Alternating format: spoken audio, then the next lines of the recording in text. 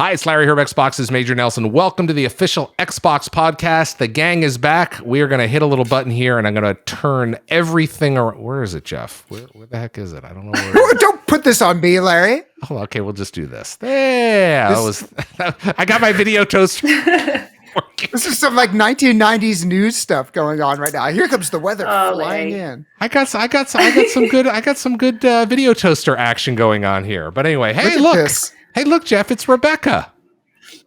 Welcome back. Hey guys, what's up? Welcome back, Rebecca. You've been on hiatus for a couple weeks. You've been busy. You've been traveling. You've been eating at New York's finest delis, and it's good to have you back. Thank you. Yeah, it's good to be back. I took a couple weeks off to go visit some friends. Caught a nice winter cold, but I've been eating a lot and recovering, so I'm back and just in time for the holidays. Hopefully, everybody had a good.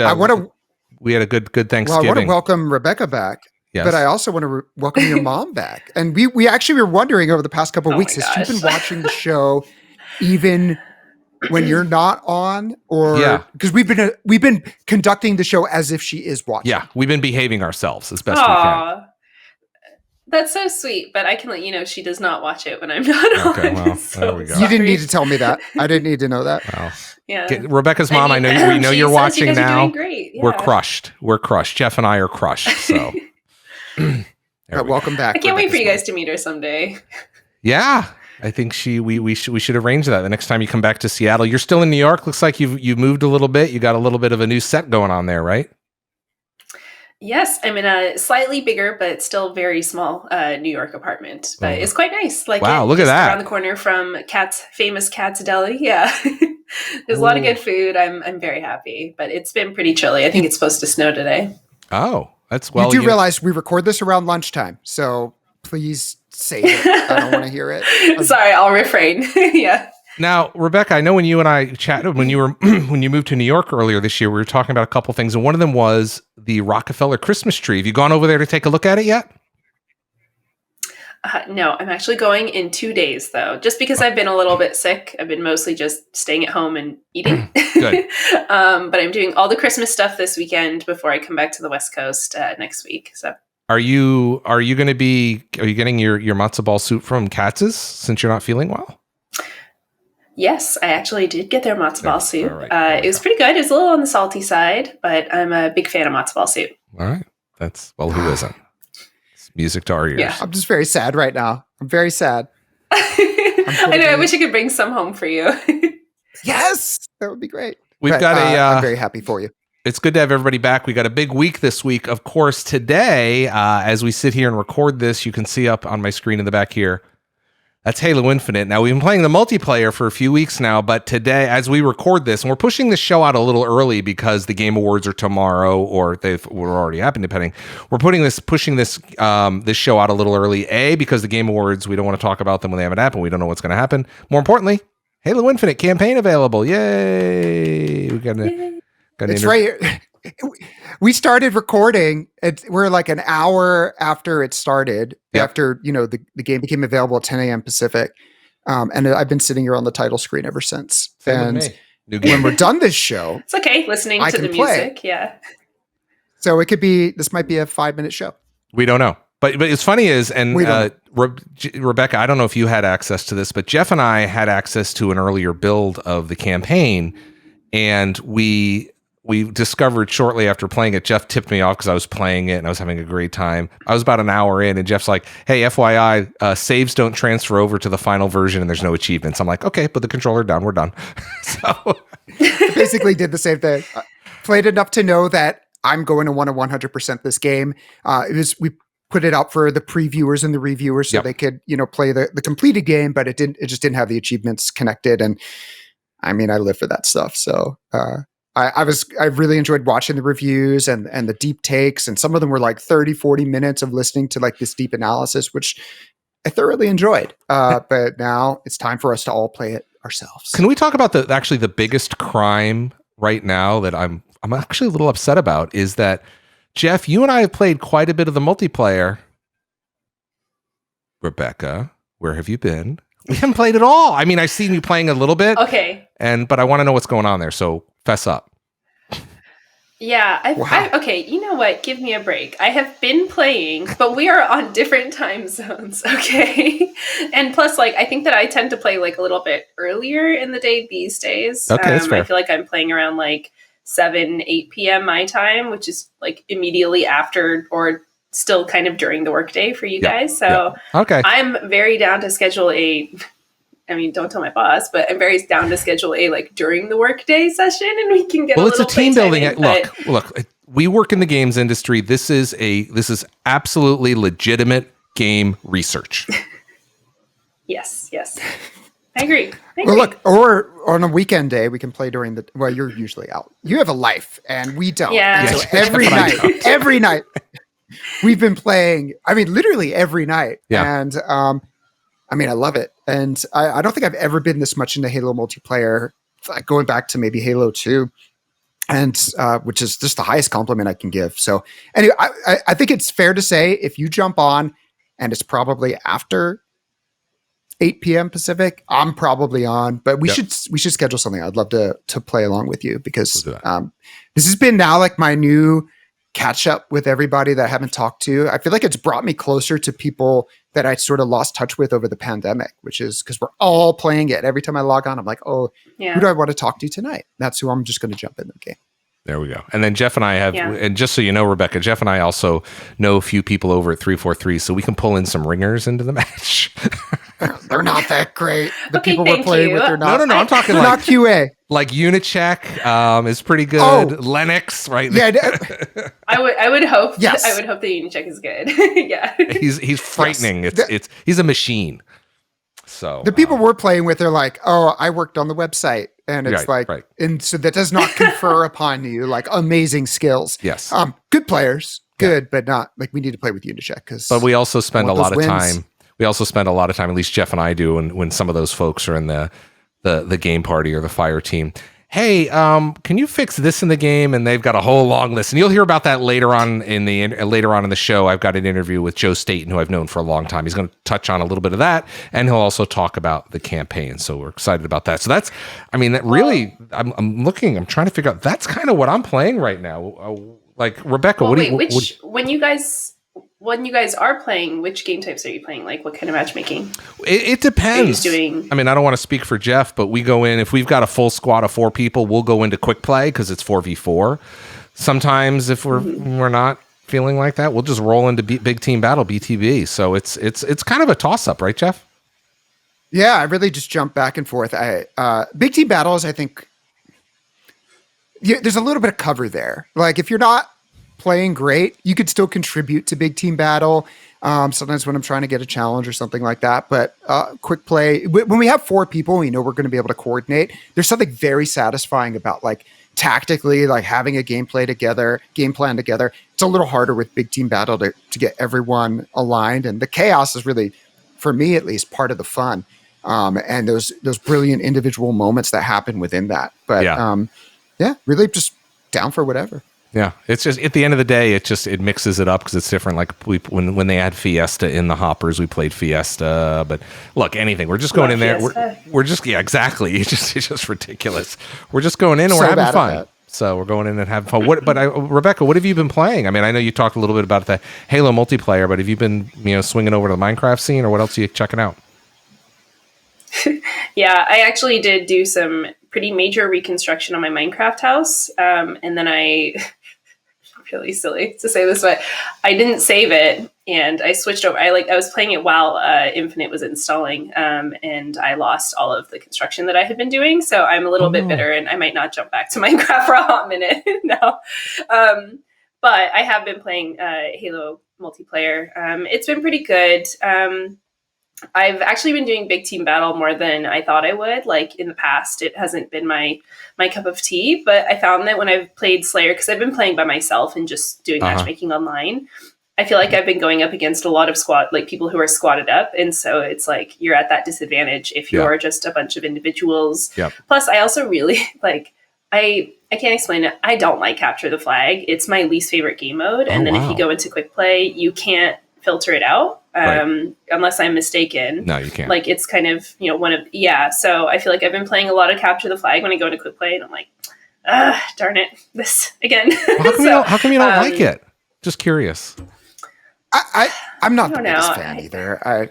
Okay. Don't make her feel bad. No, I'm not making you feel bad. I'm just. fair. I mean, No, it's okay. No, it's okay. He's just asking why. No, I think because as an individual, it's hard to play capture the flag Sure. because you have some people who kind of like myself. I just want to. I mean, this makes me sound psychotic. I just want to shoot someone. Like Right. like I don't really care about the objective as much, but you have to kind of like designate roles. Like okay, this person is going to go for the flag. This person's going to guard them. Well- These people are going to kind of help keep them off, defend the flag. Like Yeah, I mean, to your point, we played last night. We played Big Team Battle, and I know you said this was in quick play, but we played Big Team Battle and capture the flag on one of the larger maps. And Jeff and our friend was sitting back on defense, and he was wrecking it. Right, Jeff? You were just We finished top 2 in the leaderboard.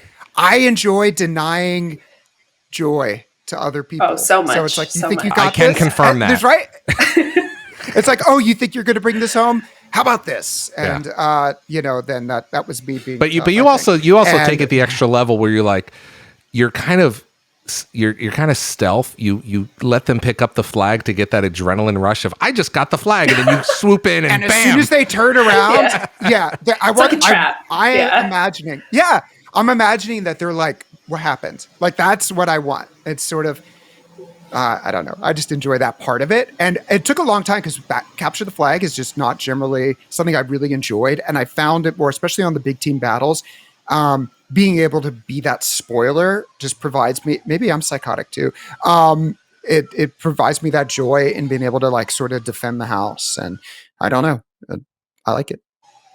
All right. Well, anyway, so we're all playing Halo, and now we're going to be playing Halo Infinite, the campaign for the next multiple days. Looking forward to that. And I'm gonna, I'm traveling. I know Jeff, you're not going, and I know Rebecca, you're not going down to the Game Awards on Thursday, but I'm going to be down there. So I think I'll take my Nice. device with me so we can, so I can at least play a little bit on the plane and whatnot. Do we want to talk about the Game Awards? Do we want to, talk about? Is this I have the hashtag Halo nominees was robbed, or up. excuse me, hashtag Forza was robbed?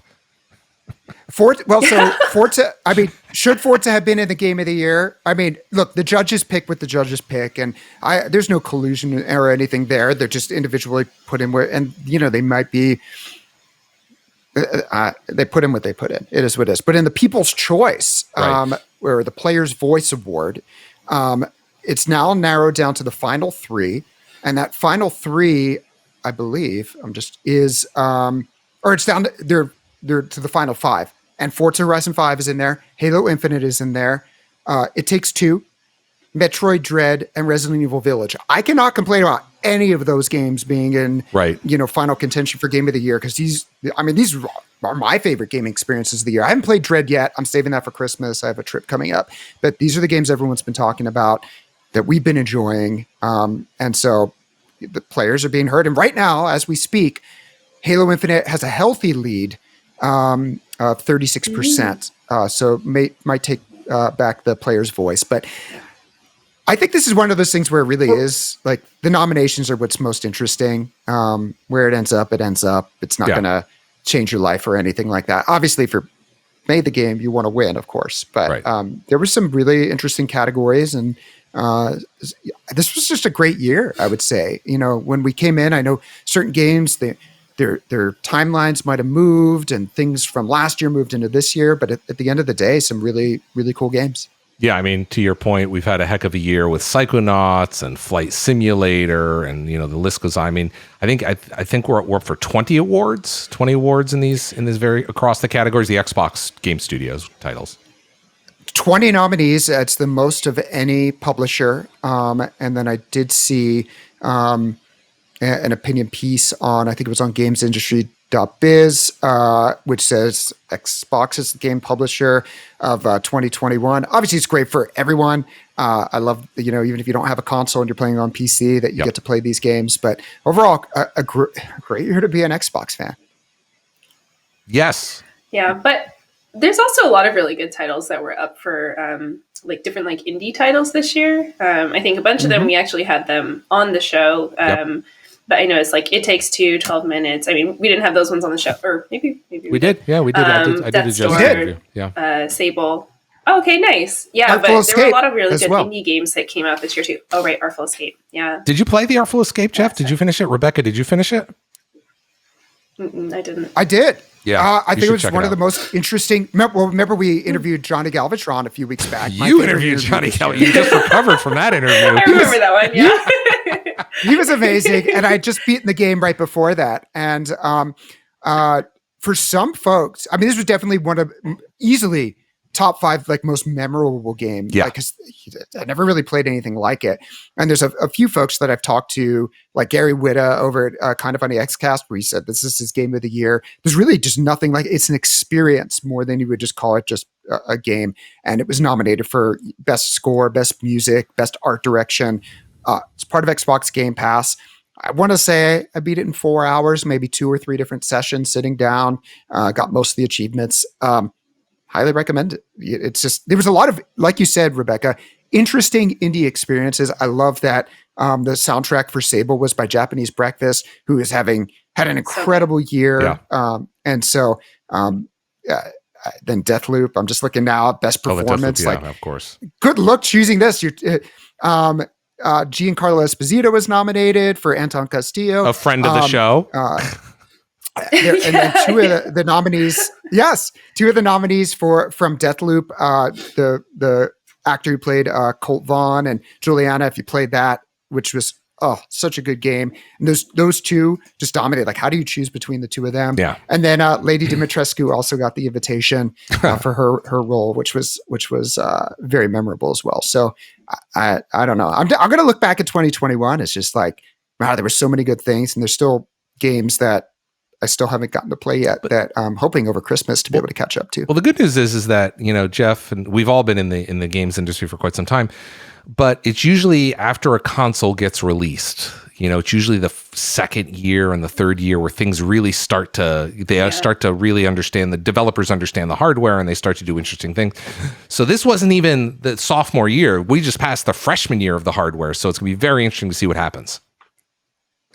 Yes. But most of the games that were nominated, I think almost all the Game of the Year titles were cross-generation. Yes. And I think it shows that it wasn't just, Forza Horizon 5, I think, is still the best-looking game ever created. It's always a moving target. Yeah.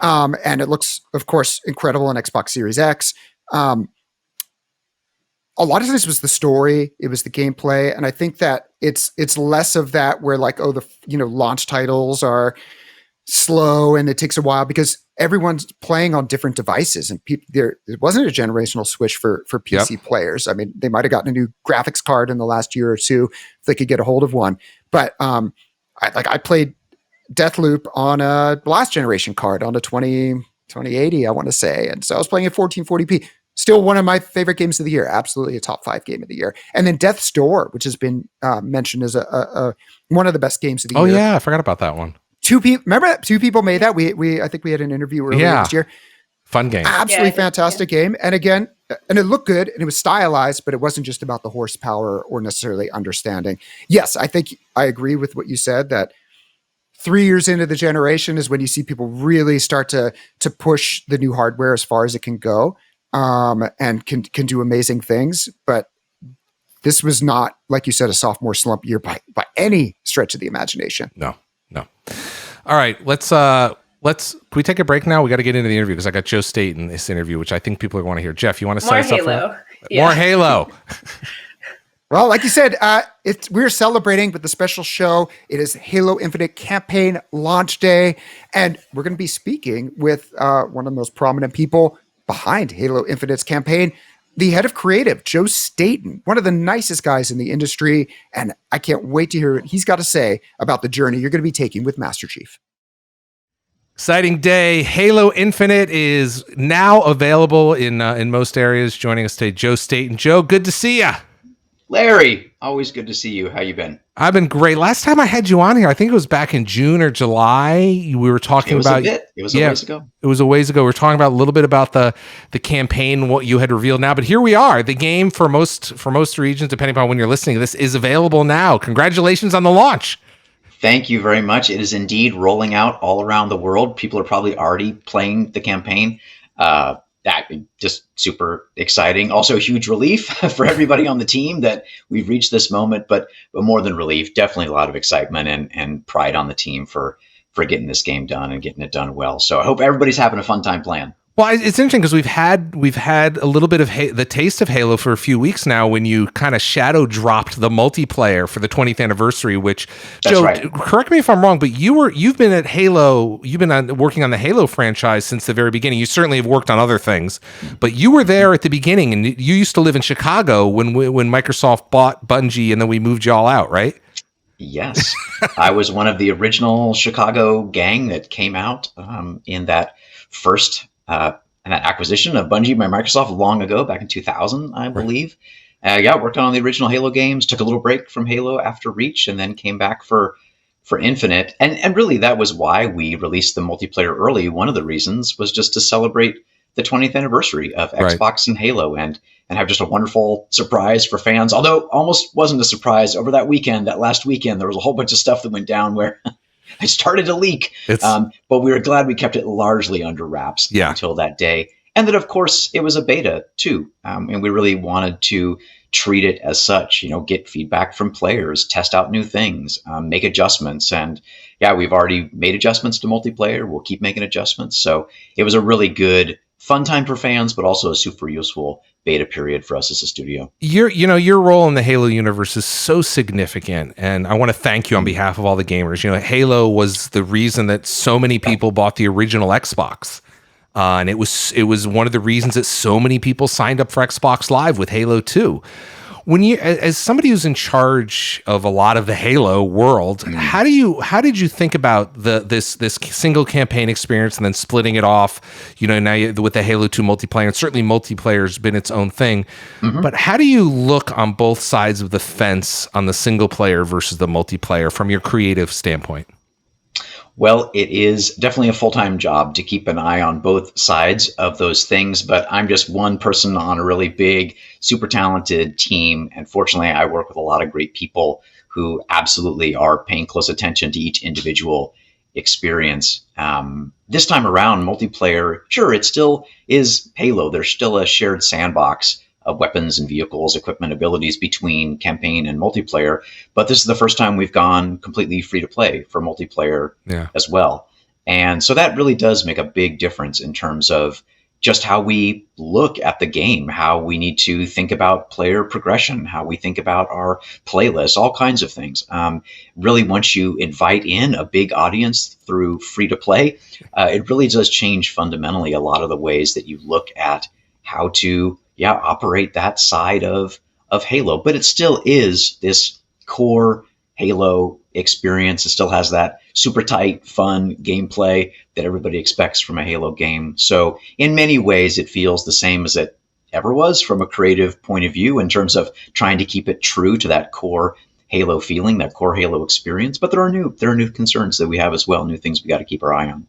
We look at the campaign, which, as we said, is out and available now. It's available to everyone on Game Pass, so Xbox Game Pass, PC Game Pass, on cloud. So it's available a variety of ways.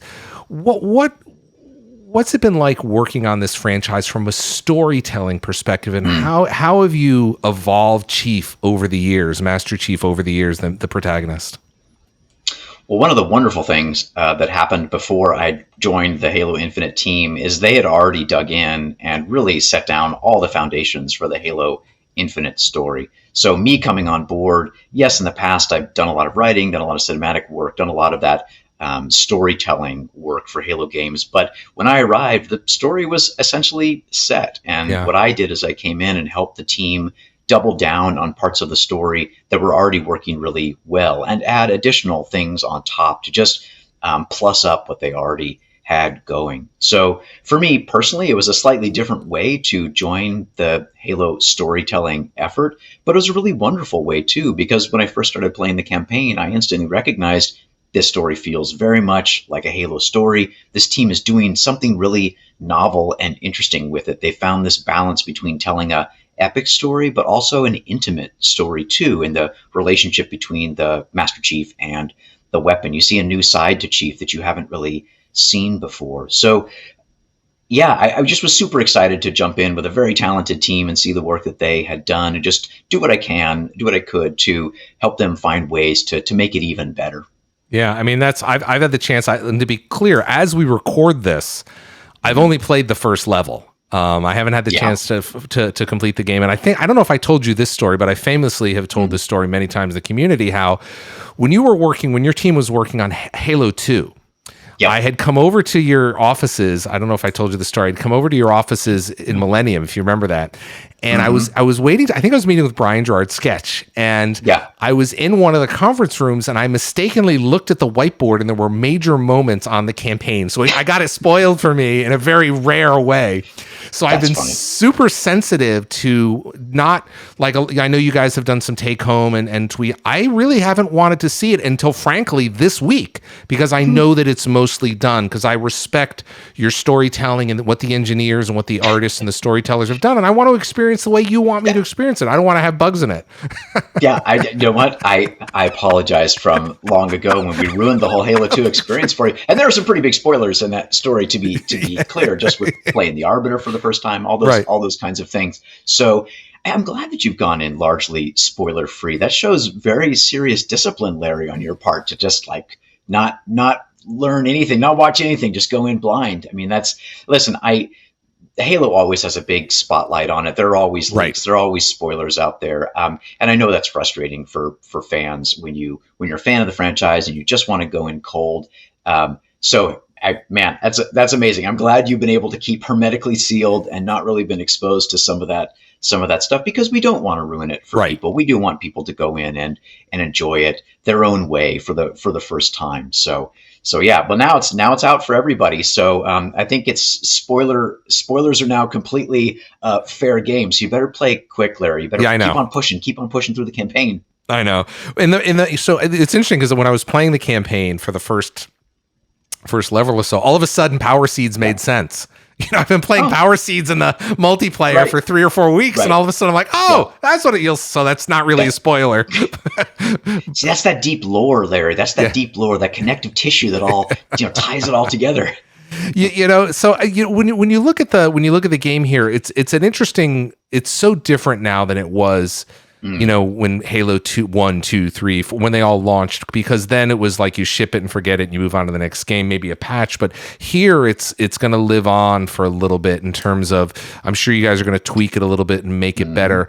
But more importantly, we now have this constant feedback loop. I mean, I know you're on Twitter. You and I've chatted on Twitter, and I can put I'll put your Twitter handle up here. What's that feedback loop like for you as somebody who's so close to the franchise and has been so close to the franchise for a long time?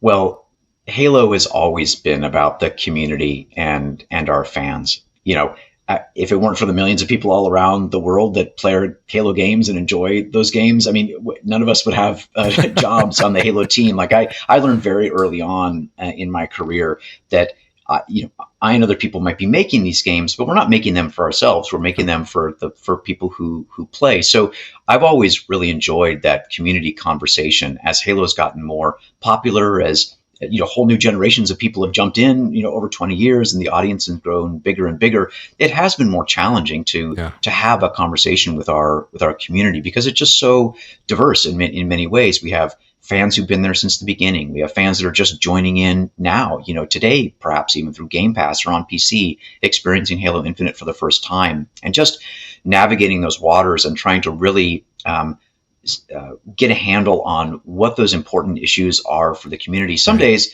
it's tough to really tease that out. Some days it's really easy. Like when people tell us, hey, your battle pass could use improvements. It's very easy to say, we agree, and we are working on those improvements, which we are. We've already shipped a couple rounds of progression tweaks, and we're going to keep on looking at that and come back in January after we've all taken a couple weeks off, and continue to dig in and work and make things better. So, I mean, I would way rather hear from our fans and our players what they clearly like and what they clearly don't like, because as a designer, as a creative person, now I have something to work with. Now I understand. And of course, we also look at more hard quantitative data like game telemetry or user research data to help us really get a well-rounded sense of what needs to be fixed and addressed. But like I said, Halo has always been about the community of Halo fans. We've always made this game for them, and we're certainly not going to stop doing that now. I think you said something like we might have like a couple updates planned or like a few things to do.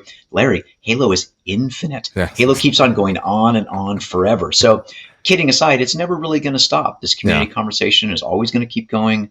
And I'm super happy to be part of it and keep learning and hearing what needs to be better.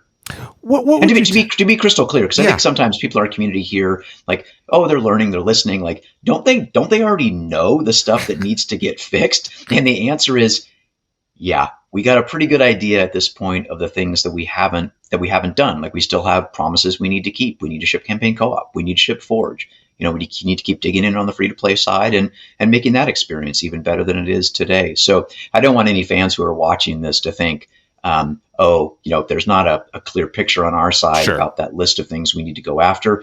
We got a good list. And when we come back in 22, we're going to keep on digging in and making it happen. When people are, they're new Game Pass subscribers, or maybe someone new to Xbox or maybe new to xCloud, they're looking at Halo and they've heard of Halo, but they haven't really played all the games before. Do you recommend that someone goes back and starts with the Master Chief Collection and goes 1, 2, 3, 4, reach and so on and so forth, or do you say, you know what, jump in and do your, roll your own adventure, as it were? What do you recommend? Right. Well, the good news is I think Halo Infinite is a great place to enter the Halo universe if you've never played a Halo game before. Sure, will it help to have played previous Halo games? Will you maybe have a deeper understanding of the world or some of the conflict? Yeah, absolutely. But if you know nothing about the Halo universe, I really think if you don't want to play any other Halo games, you can jump in with Halo Infinite, get up to speed really quickly, and have a really fun time. You won't feel like you're missing too much of the story that's already been told. For people who play Halo Infinite maybe and are curious about the other Halo games, nothing really makes me happier as a Halo developer to know that there exists this well-curated collection of games, many of which have been up-resed to much higher graphical quality, and that all lives in the Master Chief Collection. I mean, how inside of Game Pass, inside of Game Pass, like it's all sitting there for you to play. And how fortunate are we as developers that people have gone in and spent time to improve games that are in some cases like almost 20 years old, or literally 20 years old in the case of Halo 1. So if you've got the time, jumping into Game Pass, playing Master Chief Collection, I highly recommend it. They're very good games, I believe, impartially, well worth your time. But it's not a requirement to go back and play those games. I guess I would recommend, if you've never played a Halo game, jump in and play Halo Infinite. If you love what you see, then start at the beginning, play all the Master Chief story and some of the other stories with Reach and ODST that have been told as well. There's just a lot of great hours of gameplay to go in and play. I also want to congratulate you. First of all, shipping the game, always a big deal, so congrats on that. But also congratulations, this week, a lot of the review embargoes have lifted. We're seeing the reviews. I mean, I think it was the Washington Post called it 10 out of 10, and there's been a lot of really, really remarkable ratings coming out. That's also got to feel really good that you're seeing that reception. It is. I'm very thankful for the positive reviews. Hope that everybody on the Halo team feels pride and just maybe can breathe a sigh of relief. Shipping a big game like Halo can be incredibly stressful. Not can be. It is incredibly stressful for people on the team, especially folks who've been working on it for many, many years now. But what I love most about the reaction inside of 343 was we had a moment where everybody went, wow, that's amazing. Like, we breathed our sigh of relief. There was this moment of excitement, and then everybody just kept working on the game. I said on Twitter, like, my favorite thing about the day when reviews came out is 9 a.m. bug triage kicked off as usual. The same people showed up. We looked at the open issues, what those things were that we were seeing in community sentiment or in our data. We had, a patch that we're planning to roll out for the game, and subsequent updates, and all of those wheels, all of that same process of people just continuing to dig in, do what's right for players, put in solid plans. I was just so impressed with the studio to be able to have a moment of excitement and then just be professional and get back to work. Now, that was a few days ago. We knew we still had to ship this game, so that was probably part of it. We're gonna have a party with the whole studio tomorrow, right? Just get together and give each other big hugs in a safe way, and have a proper celebration. But yeah, it is an exciting moment for sure. But we also know it's the beginning of this journey that we're on with players, where we need to continue to make good on our promises, like I said earlier, and also deliver great seasons of new content. And we're super fired up to do that. Well, you should be. And I want to just recommend that folks, whether you talked about the Master Chief Collection, which is available in Game Pass now, which is an incredible collection of games, and it's frankly your resume in some regards. That's true. But with Infinite especially is, as gamers, we like to go through and get the achievements and get to the boss battle or what have you, kind of get through the... But I do this with a lot of these big titles, like all the Halo titles I've done, is just stop. Go through it, take a moment, look around. Enjoy the environment that Joe and his team have created, this amazing universe, and just really soak it in and absorb the fact that there's artists that have worked many years of their lives to bring you that level. Don't run through it in 30 seconds. Just enjoy it. There's so much amazing work to soak in as gamers, and we're gonna have a great story. We're gonna have great combat moments and things like that. Yeah. But I like to kind of step back after the dust settles and after the purple blood has been spilled. Kind of just walk around and enjoy what you guys have built. So I want to thank you for that.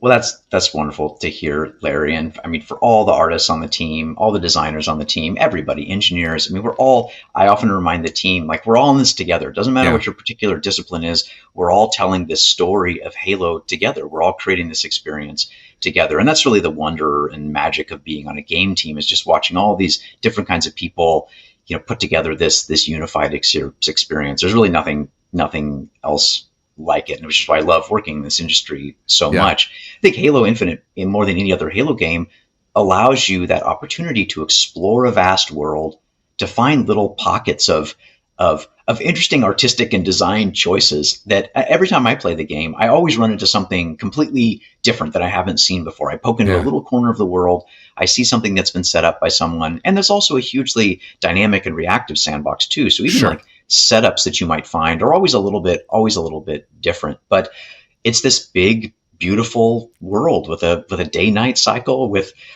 ambient life running around, little space gophers and birds. And I mean, there's moments in Halo Infinite where you can just stop, take in the world, and just enjoy its beauty. Like you say, I think that's something that really sets this experience apart. There were certainly moments of pause and lower intensity in previous Halo games, but it was a fairly linear experience from mission to mission. Halo Infinite does have linear missions, but it also has these moments where you can just sit back, relax, and just enjoy this beautiful world laid out in front of you with so much love and care by the people who built it. And that's where they wanted to get. And I knew I needed to let you go because it's getting late and you need to get to celebrate. I also want to give a special shout out because we've seen it in the multiplayer, and I've seen it, I've heard it in the multiplayer, and I've heard it in the single player. Is the audio team at 343? The audio is so. I mean, I'm not talking music. Music is great, but I'm just saying all the sounds sound so good. I've got to get them on here. They just do such an amazing job. I mean, huge kudos to our audio team, sound designers, composers, everybody who worked on it. On the audio side, our voice actors as well. I mean, I think that the whole audio experience this time around is just fantastic. I mean, Halo audio has always been a true hallmark of the game, but I think this time it's especially good. So that whole team deserves a big old pat on the back for a job incredibly well done. And I'm glad you're enjoying it. Yeah. I mean, you can hear so much of it in the in the multiplayer that we've been playing for a few weeks, and just the way the weapons sound and the vehicles sound and the universe and the space go. I mean, the whole thing. It just feels so right. And it's one of those things that it's not. If it wasn't there, it would be so obvious, but when it's there, it just feels right. But anyway, Joe, I really appreciate your time today. It's always great to have you on. Congratulations to everyone at 343 on Larry. Launching Halo Infinite. Check it out in Game Pass now. And Joe, we'll get you on maybe next year in 2022 to talk about some of those updates. How's that sound? That would be great. That sounds good. Thanks, Larry. Thank you, Joseph, for joining the show. Everyone, Halo Infinite multiplayer and campaign available now to play by the time you're watching and listening to this. Also on Game Pass. Also on Game Pass. So while I was watching this interview, and it was a great interview, I was thinking about Rebecca's lunch and how good it was, and I was very hungry. Where is this going? I ended up ordering Chipotle, and where this all connects together I see. is Halo Infinite has a connection with Chipotle. So between now and December 31st, if you use the Chipotle app or you order online and you use Halo code 117, you get 5 challenge swaps, which if you're aiming for the challenges, sometimes you get one that's like, oh, it's sniper kills or something that I'm not going to get that. You can swap it out for something that is maybe more achievable for you. So we're huge Chipotle fans in this house. Big fan of the cauliflower rice. It's really good. Can I give you my hack? Yes, go. My Chipotle hack? Tell us. No, this is great. Yeah. Seriously. I've got one too. So let's see. When I go there, hear this. when I go there, I don't order the bowl or the burrito or the salad. I order the kids meal. The kids How's meal that hack? because it's most people don't think to order the kids meal because it's a kids. But those burritos are always so big and the bowls are so big. Sometimes I don't want all that food. I just want a nice tidy sum. Rebecca, I think you agree with me. Maybe. Do you see that face? No one's agreeing with you. Okay. My hack is to get you more food. And so what I do when I go to Chipotle is I'll get like half chicken, half steak, or half carnitas. And I feel like you get more than one. It's like 0.5 plus 0.5 equals like 1.5. So that's what I always that's split actually, and you get that. Well, I'm just going to tell you the reason that's what I do too. Yeah. The reason I go my route is because you get you get some protein, you can get some rice or some salsa, the cheese, the whole thing.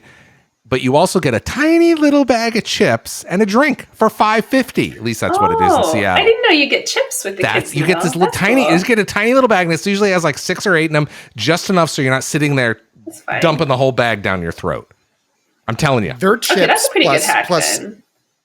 The hot salsa is just like I know. I go into I black out and then I wake up and it's all gone. I'm just telling you, that's the key. Is you get all of this stuff for $5, at least again in Seattle, for $5.50. It's the only way to live. All right. Well, I will just say, actually, if you do that's order a pretty online, decent hack. Thank you.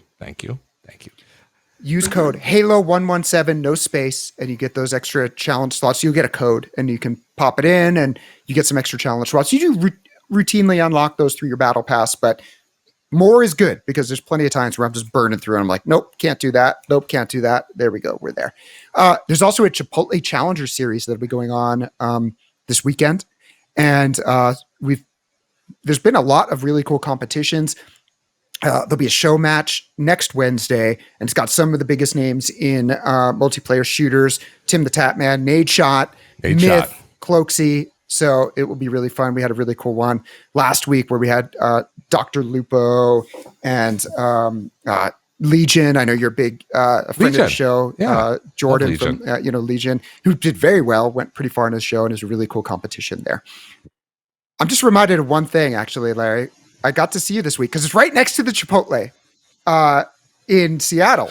That's one of them.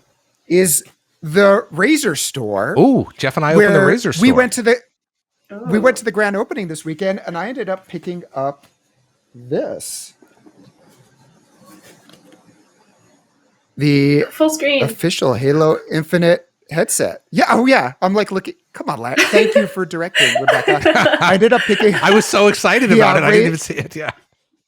Yeah, I picked up the Razer Kyra Pro. They had all kinds of stuff. You know what was really cool about the store in general is for most of, I would say every controller that we've released in the last year, all of the series controllers, the red one, the Shock Blue one, the Forza Horizon 5 one, they had a base, a charging base for each one of them. That one, that matched perfectly.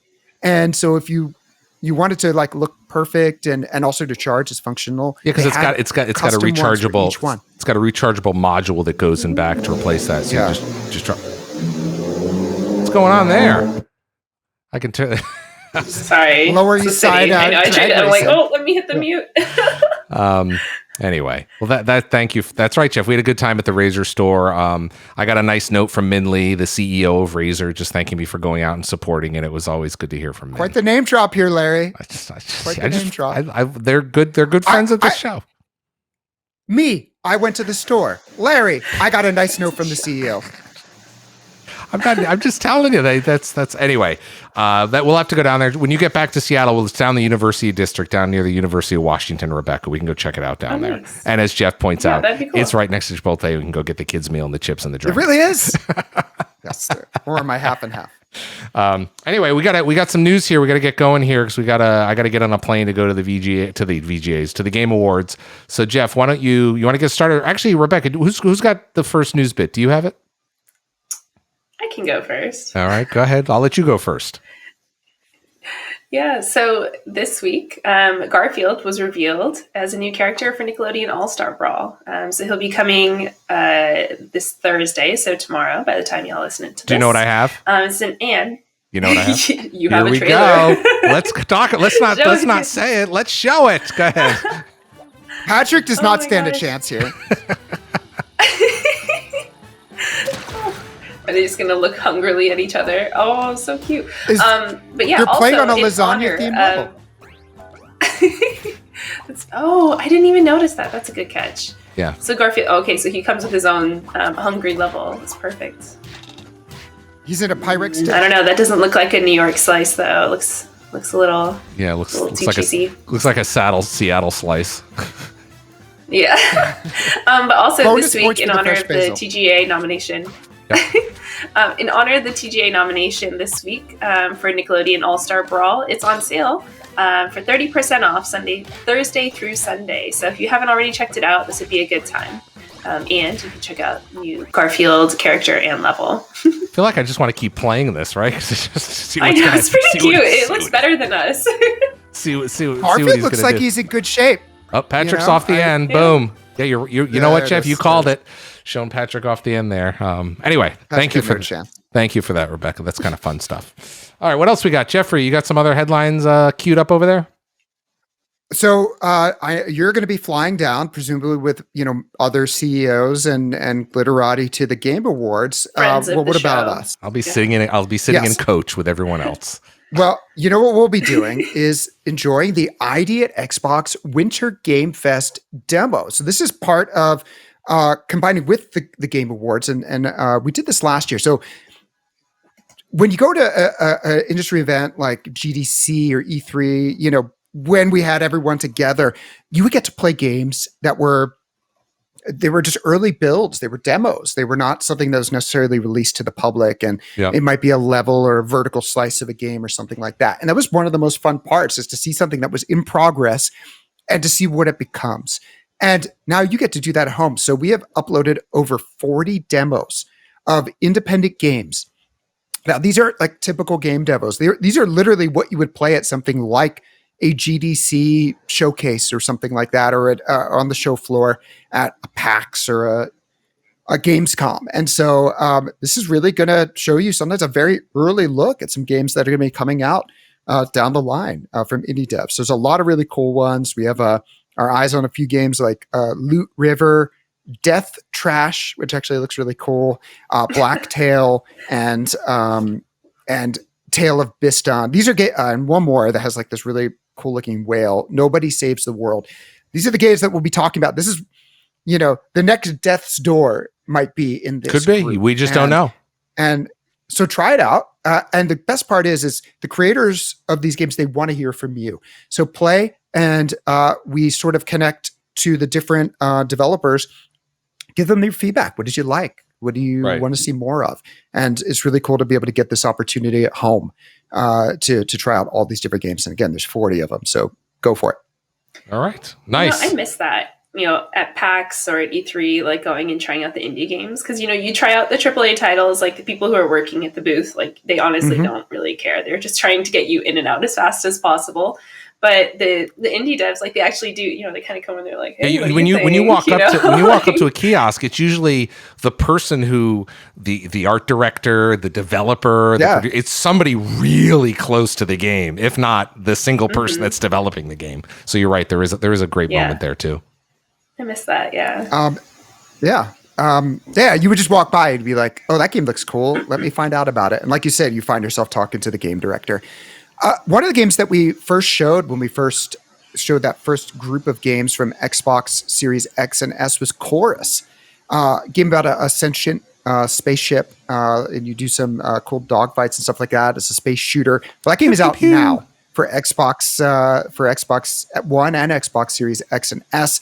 Looks really cool. I've seen some really cool footage and some streamers playing it. So I wanted to make sure you keep an eye out for that. It's running, of course, at 4K 60, and it is available at a reasonable price of $39.99 from our friends at Deep Silver. Lastly, I'm going to call out some updates, very prominent updates. We know that new map for Warzone, that just released today. Yep. And so a lot of people are streaming that.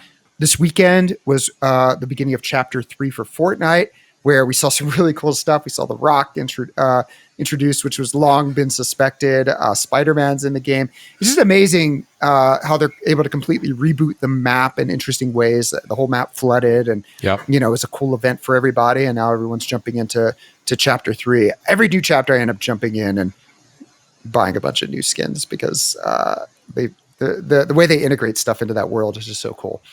Lastly, finally, this year we celebrated the 20th anniversary of Xbox, 20th anniversary of Halo. It's the 30th anniversary of Bungie, who created those first few Halo games. And they're doing some really cool stuff within Destiny 2, where you can Xur puts you to the test in a number of different interesting games, and you can basically loot around. Xur being the one who would always let you buy every week, show up on Thursdays, I want to say, and hang out for the weekend, and you could buy cool legendaries and exotics. So there's some really cool stuff happening now. There's an ode to the loot cave from the original Destiny. I remember that, Larry. So there's something really cool with that they've added. And this was something I'm very excited about. They're bringing back the Gallarhorn, which was like this crazy exotic rocket launcher. I was so happy when I got Gallarhorn because I missed it the first time, and then I got it from Xur a couple months in, and that and Icebreaker were my two favorite Destiny 1 weapons. So it's back. It's got some new tricks, and that's all I need to hear to jump back into Destiny 2 because I want Gallarhorn. Bungie, Halo, we got all sorts of news this week. I'm looking forward to watching or being in the Game Awards, so I'll be tweeting from that as well. So look for whatever happens at that. Will be pretty interesting. So got a lot to do this week. We'll be back next week. Next week's our final show of 2021 because we've got to do some things. So hopefully we can all reconvene here in the next week and kind of get back to kind of wrap up the year. So we're going to talk about some of our favorite games of the year, our favorite moments of the year, and things along those lines. You guys have any final things before we wrap up?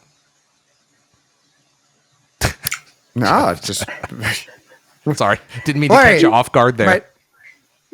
My Xbox has been idling for so long that it turned off. I know, I noticed that. Yeah, go ahead, Rebecca. Now I'm going to go play the campaign. Oh, no, I was just going to say I'm curious to hear what people have been thinking of Halo Infinite multiplayer so far. If they have any tips, feel free to leave them in the comments. But hit us up on social. Otherwise, see you guys online, maybe this weekend. Probably not. I have a lot of Christmas Eve, New York plans, but we should find time to play together soon, though. All right, we'll try to do that this weekend. For everybody else, have fun. Play fair this weekend. Enjoy Halo Infinite, whether it's multiplayer, single player, whatever game you're playing. Have fun. And we'll be back next week. Bye-bye, everybody.